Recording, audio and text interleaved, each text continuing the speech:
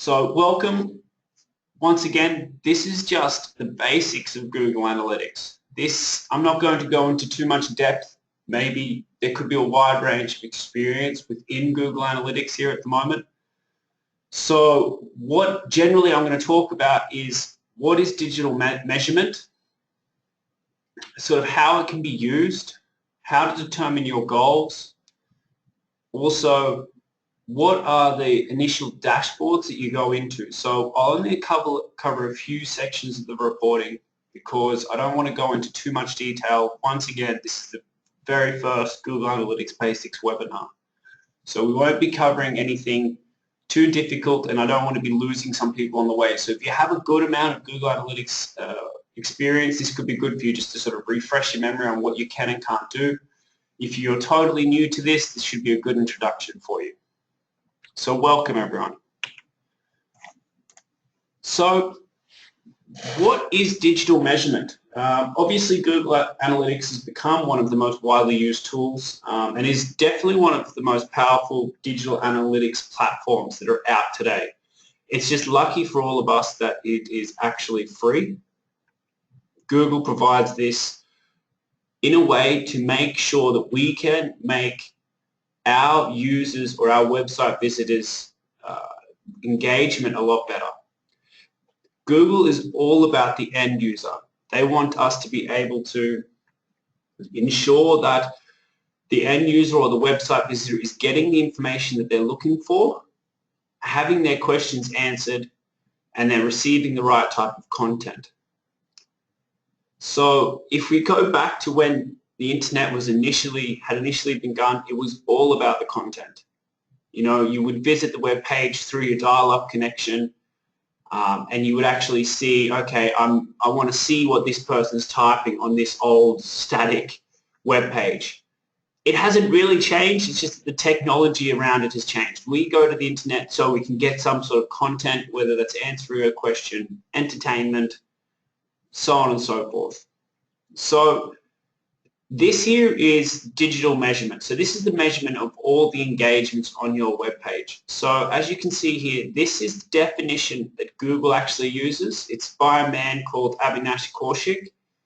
And what it says here is digital analytics is the analysis of qualitative and quantitative data from your business and the competition to drive a continual improvement of the online experience that your customers and potential customers have, which translate to your desired outcomes both online and offline.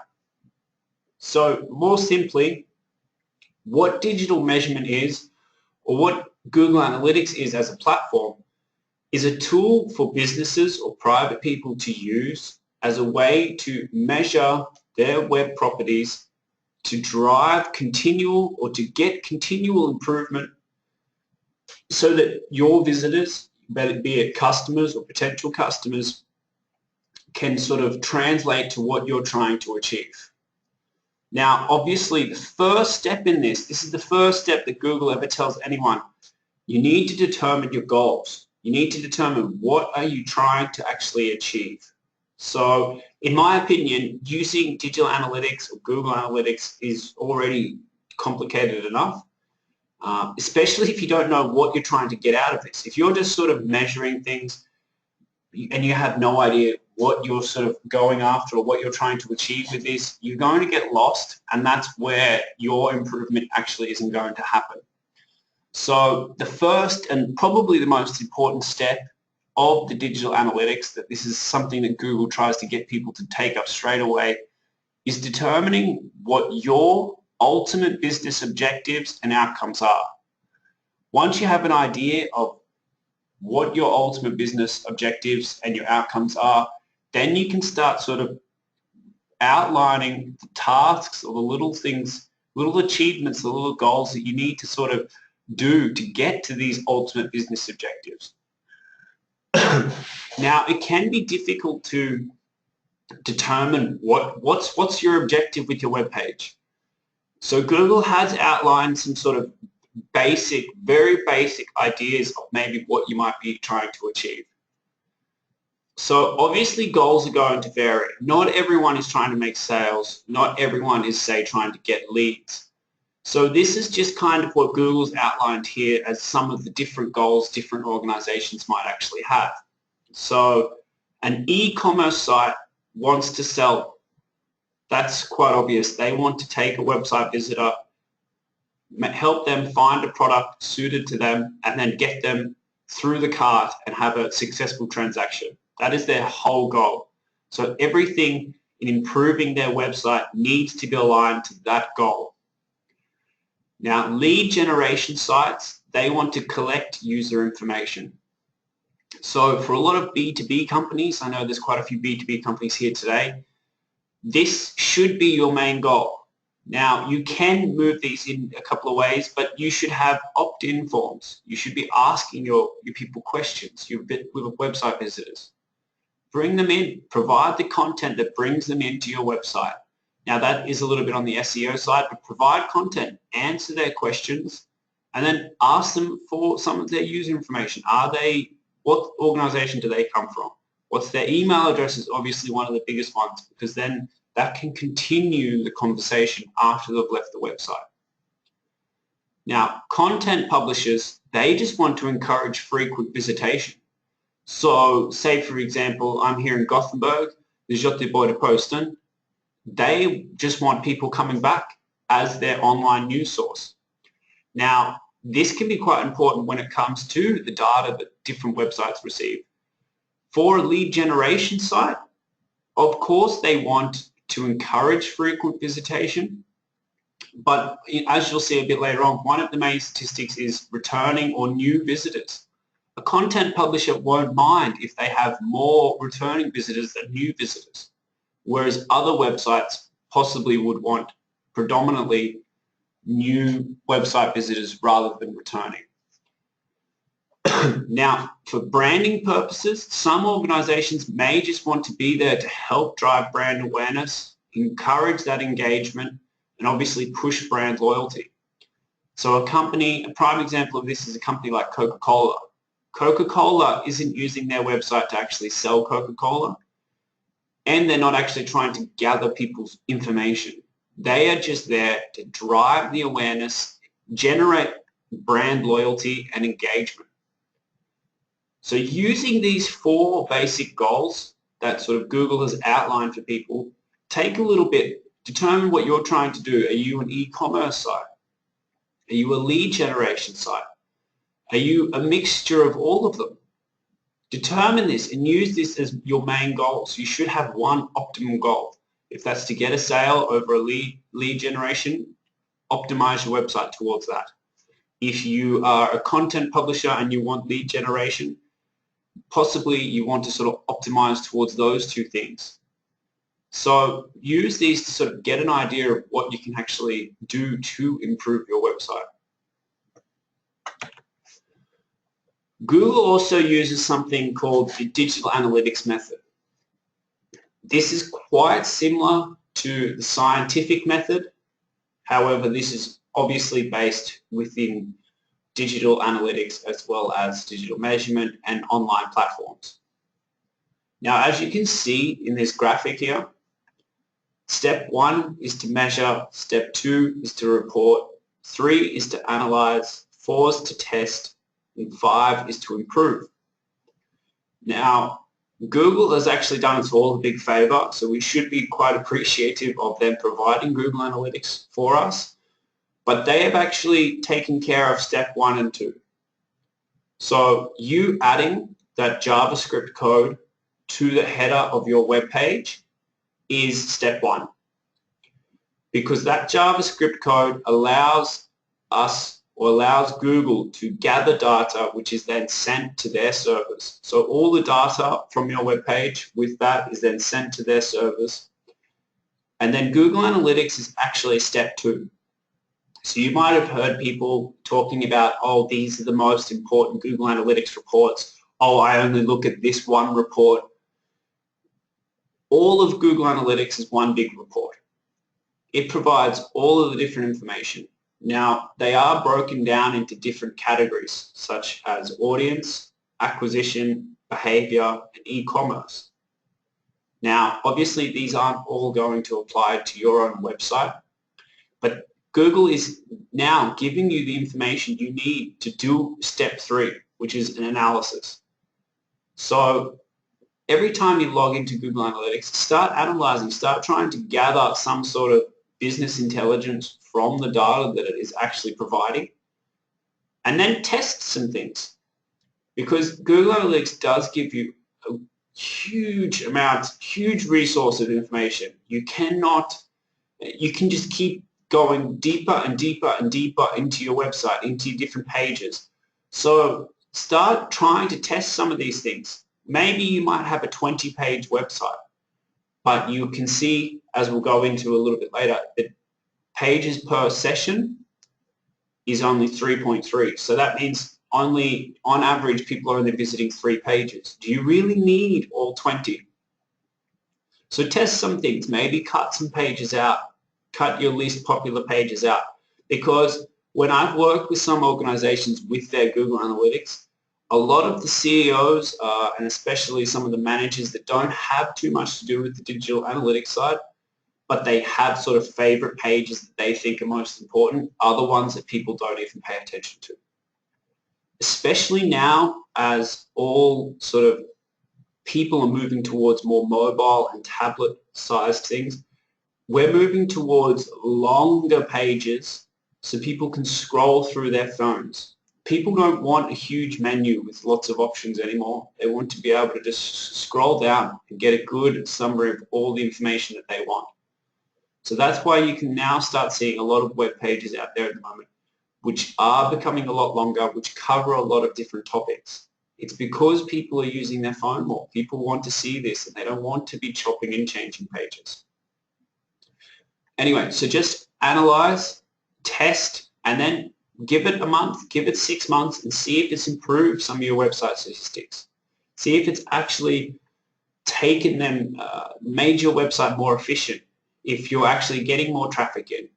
So that's the whole point. This is what Google wants. Google wants website owners or website property owners to focus on the end user. They want us, they're giving us step 1 and step 2 for us to actually start analyzing and asking the hard questions about our website. Then trying different things and seeing if it improves. And if it doesn't, you can always take it back. But this is what Google, this is what people want. They want improvement on their web pages. So what we're going to do now is we're actually going to jump into Google Analytics so I can give you guys a brief rundown of some of the reports that you can actually get from Google Analytics here and some of the valuable information that you can actually use to improve your website and maybe where you should begin focusing on. So what we'll do is we'll exit out of this now. So as you can see, if nobody's ever seen this before, this is the home page of Google Analytics.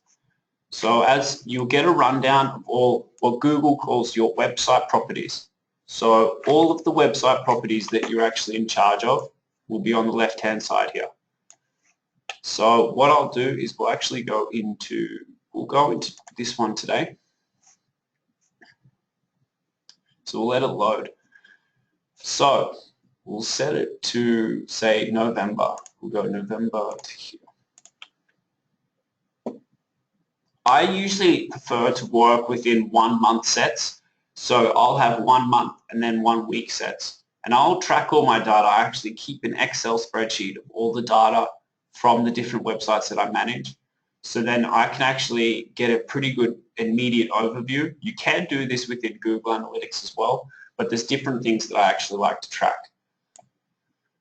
So what we'll cover today, if you see here on the left-hand side, there's the menu. So there's dashboards, shortcuts, intelligent events, real-time, audience, acquisition, behavior, and conversions. So the default tab that Google Analytics brings you into is the audience overview, because this seems to be the easiest way for you to understand what's actually happening with your Google Analytics. So today we will just cover audience, as well as the intelligence events. That's all we're actually going to cover, because we will have a second webinar on this in the future in regards to, we'll provide an acquisition webinar and also a behavior webinar. And then for the people that actually have an e-commerce site, we will be providing a conversions webinar early next year. But today, just focusing on the audience as well as the intelligence events. So as you first come in, you get allowed with a big set of data. There's the big graph for the whole month that's come across here, and this is focusing on the sessions. And as you can see here, there's 7 sort of key stats that they're providing here for us to sort of understand and follow. And then you get an idea of the percentage of sessions based on which language they're using. So what we'll start off with, I'll just provide a very brief sort of explanation or definition of exactly what all of these are, starting with sessions. So a session is quite obviously is a visit to your web page. So when you place the JavaScript code onto your Google Analytics, this activates the session. So this is then triggered. So sessions are usually higher than the users, obviously, because sessions track every single session on the website. So this includes returning visitors. So that's why sessions and page views are usually so high. So this can be labeled as the individual sessions. Now, as you can see on the right here, we do have 22.1% returning visitors. So this is why the sessions are a little bit higher than the users. Now, the users is the number of individual users that have visited the website. This counts both new and returning visitors. So the returning visitors are actually tracked by cookies. So whenever you're logging into a different web page and you're seeing things like, please accept that we're using cookies, this is generally what Google Analytics is. So every time you visit a page, it will place a cookie on your browser.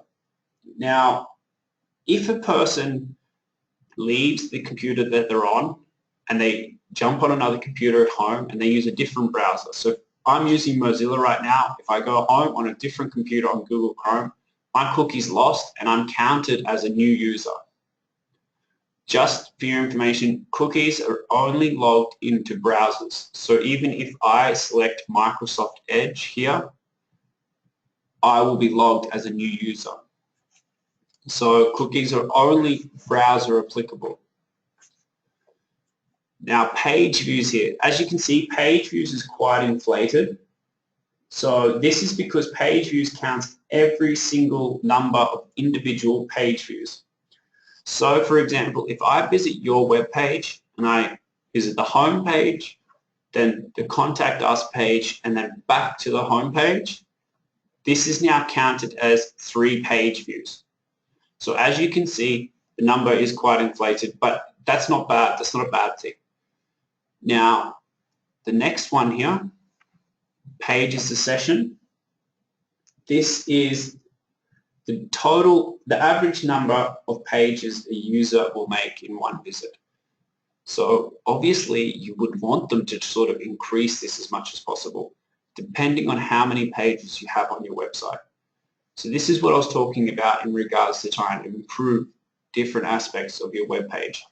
Because if you have 25 pages, but your average page per session is only 3.3, maybe it's time to start thinking about, should you have so many pages linked to your main menu? Can you combine some of the pages together, sort of provide a better overview of your organization and what your products and services are?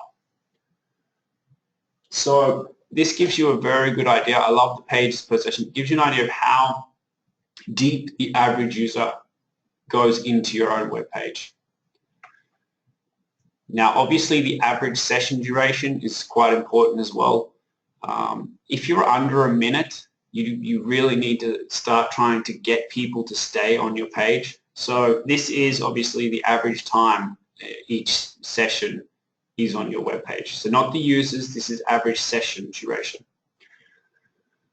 A quick tip, if you're actually wanting to boost your average session duration, you can actually start putting some videos on your homepage or on some of your different pages, because then that hopefully will keep the viewer of the video on your page for the duration of the video. So that can be a good way to try and keep people on your page longer. And if your average session duration is really low, you really need to start working on your content. You need to start answering the questions that your website visitors would be asking. Don't be afraid to repackage content either. So what I mean by repackage content is take a blog post, turn it into a video, put that on your web page. Take a video, turn it into a blog post, put that on your web page. Just use the same content in different sort of communication platforms. Now the bounce rate here, so the bounce rate is defined as, it can be usually a little bit confusing, but the bounce rate is the percentage of users to visit a page and exit your website on that same page, having not actually clicked anything. So therefore this is called a bounce. So if I land on your homepage and I don't click anything at all and I just leave again, that's a bounce. So ideally you want your bounce rate as low as possible, because the higher the bounce rate, that means that people are just might regard your website as quite spammy. They might regard your website as something they're not even interested in. So you actually want to sort of have that as low as possible. Now, according to Google, the average website has a bounce rate of 30 to 50%. So use that as your benchmark. So if 30 to 50%, if you're 55% and above, you really need to start working on either your landing pages, once again your content, and obviously the questions that you're trying to answer, and possibly your main channels of where you're getting your website visitors from. Now, percentage of new sessions is quite straightforward. It's just the number of new sessions. So not returning visitors, it's just the people coming back. Now, as you can see here, you can get language sessions. We can get country. So you can see where the highest number of sessions is actually coming from. So have a look at this. You might have some channels, if your product is available or your service is available to go overseas, you might have some countries that you haven't even thought of before. And then city is also a pretty good one. You can actually get a pretty good idea of where your main website visitor set is coming from. So have a look at these. You can also have a look at the browsers, so you can get a pretty good idea of what internet browser your website visitors are using, the operating system, so if it's Windows, if it's Mac, whatever, if they're using a mobile. So you can actually get quite a lot of information. You can use this in particular to sort of break down who your typical customer is. So really, I encourage sitting down with, say, your sales managers, possibly your CEO, and discussing what your target market is, discussing your buyer personas, and aligning and comparing them, doing an analysis of who you think you should be selling to and who is actually visiting your webpage. If you actually have two clashing sort of targets that actually your target market doesn't match your website visitor, it's probably time that you start adjusting where you're getting your website visitors from. So start trying to figure out where your visitors are, what they might be interested in. Now, if you go down here, there's the overview, and you can obviously see the active users that are on your web page right now. So you can go through these. Now, what I'll take us down into is demographics. So we can go to the demographics overview. As you can see here, the general age, you get the age breakdown. So this, once again, all comes into your target market. We have there's predominantly males here, but you can get this information based on what your products and what your services are. You can even go through their interests. So as we go down here, we can get a pretty good idea of what else these people are actually looking at. Now, all this information is free. So use this. I really encourage when I work with people that they should be using these to sort of align them with what's happening with their target markets. They need to start understanding what their interests are, who their other website visitors are coming to. Geographic information. it gives you I think this is really awesome. This is a pretty cool map gives you a pretty good idea straight away of where your website visitors are coming from in the world. So obviously the majority of ours are coming from Sweden because we are based in Gothenburg. Now you can get a tabled idea of this information. So we can go through bounce rate here. So our Swedish bounce rate is very low, but it's actually lower in the UK. So if you go through and start looking at some of this information, you can start sort of seeing where you should focus on. This is the information you should be using to acquire real business intelligence, to start finding out where you should be focusing your marketing efforts on. Now, behavior is quite important. They do have a major behavior tab down here, but you can get sort of new versus returning. Their engagement, so if we select engagement here, this is a pretty good idea. So here you can actually get a pretty good idea of how many sessions or the average session duration is. So we do have the average session duration that it does provide in the overview. But here you can see that ideally for this web page, you want to start moving some of these 0 to 10 seconds down to the 11 to 30 seconds mark. And it would be great if you could actually start sort of having steps down. That's ideal. Obviously, the majority of your sessions will usually end up in 0 to 10 seconds. But if you can have then the next step to 11 to 30 and next step to 31 to 60, then you can start seeing some real change. So obviously for this website, we need to improve the number of session durations when it comes to each session. So using this information can give you a good idea, or actually just seeing this information lets you know that, all right, our website visitors aren't staying long enough. We really need to improve how long they're staying for.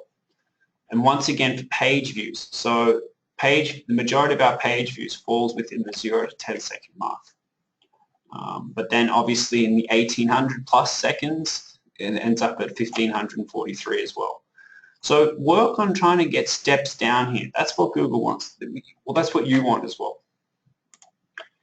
Now, technology here is obviously just browser information as well as the network. Now, benchmarking, I think, is something that people don't use enough of. So what benchmarking is you're actually able to align your business with different industries that also have Google Analytics. So I'm going to leave this as business and industrial. You can assign it to different countries. So what I'll do, business industrial, we'll assign it to all regions in Sweden. You can adjust it size by daily sessions. So I'm going to leave ours at 0 to 99 because the next step up is quite large, 100 to 499. 0 to 99 is a default. Depending on how big your website is or how many sessions you are getting per month or per day, adjust this. So now what Google's telling us is that there's 437 web properties contributing to this benchmark that they've just outlined for us. So this is the sessions. So you can see ours is the blue and the benchmark sessions is the aqua that's there. And as you come down, you can start seeing where we're performing well and where we're not. So every green arrow is where we're overperforming the benchmark. Every red arrow is where we're underperforming. So these default channel groupings, so obviously referral is a referral from another web page to our website. A direct visit is somebody that's actually just typed the URL straight in and visit us directly. An organic search is if somebody's typed a search term into Google and then visited our page that way. So as you can see here, we are 7.62% lower than the benchmark average in regards to organic search. So, and our bounce rate is a lot better. So our bounce rate is fantastic.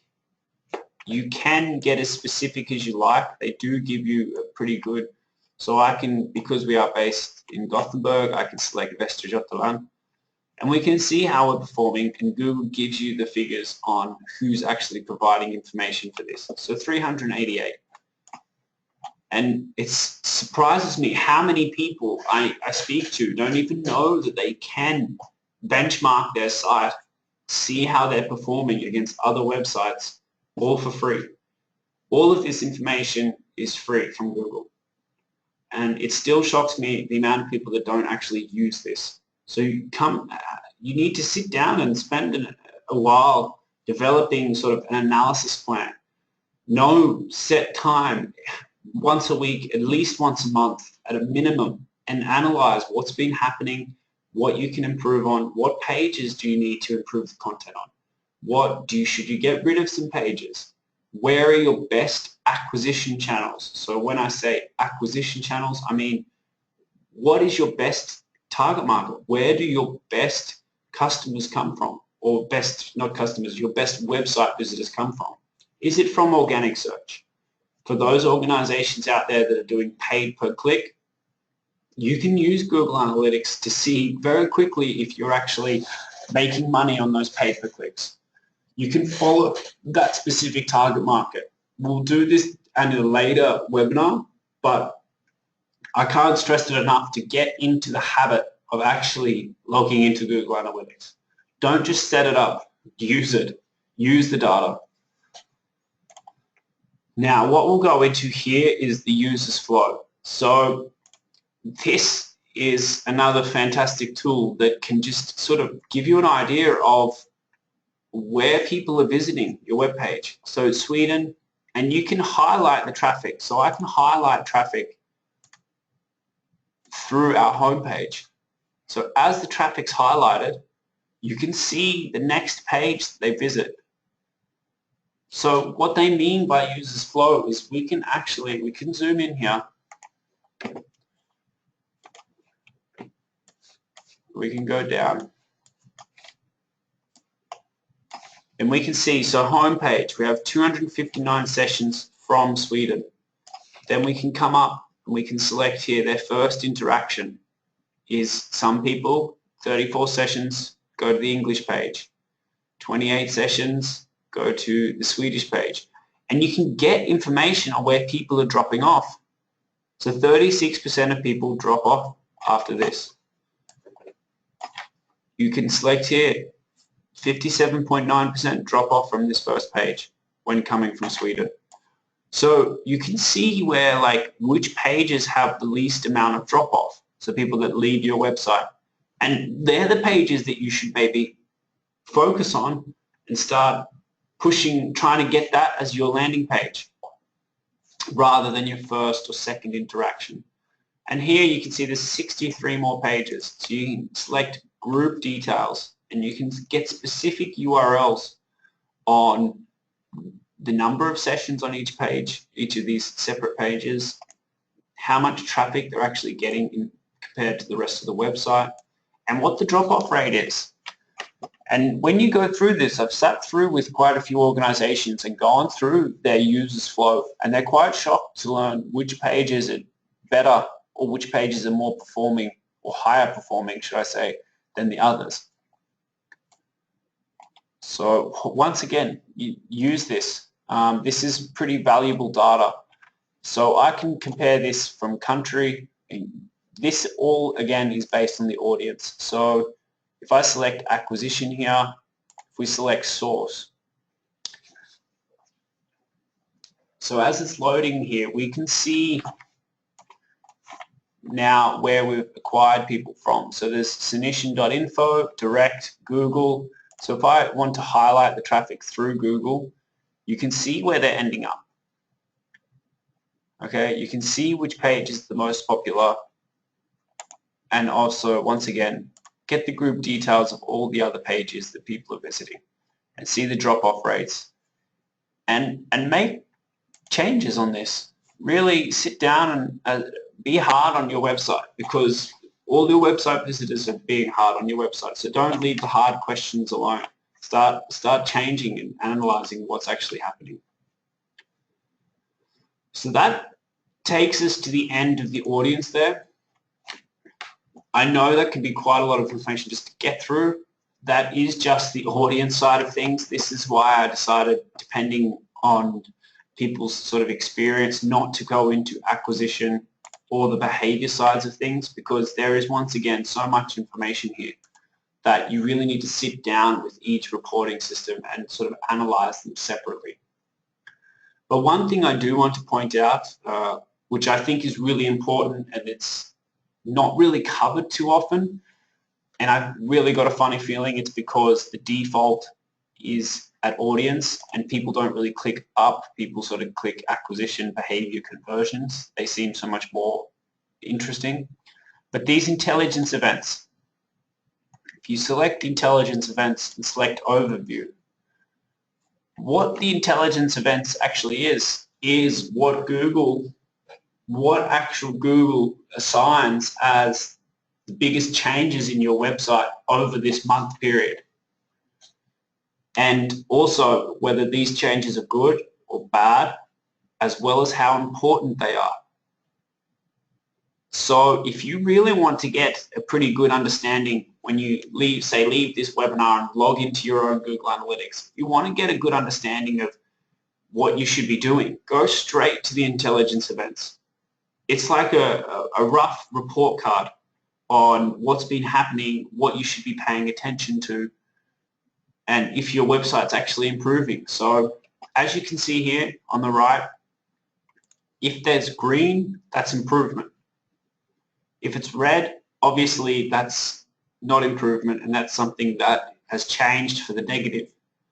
Now, it's quite specific here. So let's go down to the red here. So bounce rate,